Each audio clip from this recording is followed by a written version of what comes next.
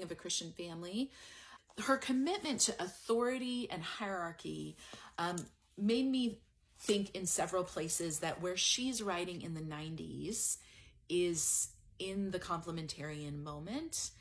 And she admits in a sideways manner, she's kind of writing that back onto her parents. A little bit of circular reasoning going on. She's saying they weren't asking this question, but if they were, they would be complementarians because what I saw them doing was complementarian. She's very clear that she believes there should be an authority structure in the home, that the father is, she says in several places, the priest in the home. Page 136.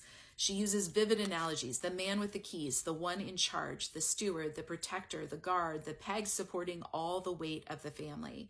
If he's not firmly established in his place, recognizing its full meaning, accepting its full burden and honor before God, the family cannot help but suffer.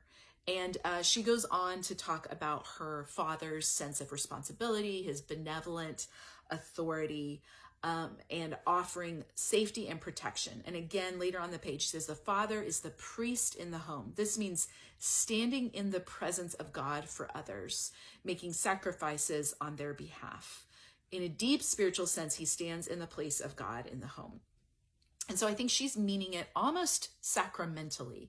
What's interesting to me about this is there's no attempt at supporting this, either from historical Christian understanding of the priesthood, saying, well, this would have been a historical understanding, or from scripture.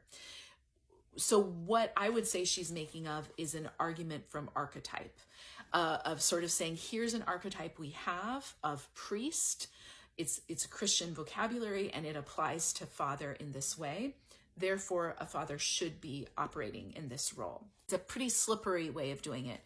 Not because that's her opinion. I think obviously it's still going to have the opinions they're going to have, but because she's saying it with such definite authority. She's not just saying, wow, I learned a lot about God through my father, or I appreciate how I learned something about the priesthood through my father. She's saying with authority, this is what fathers do in the home.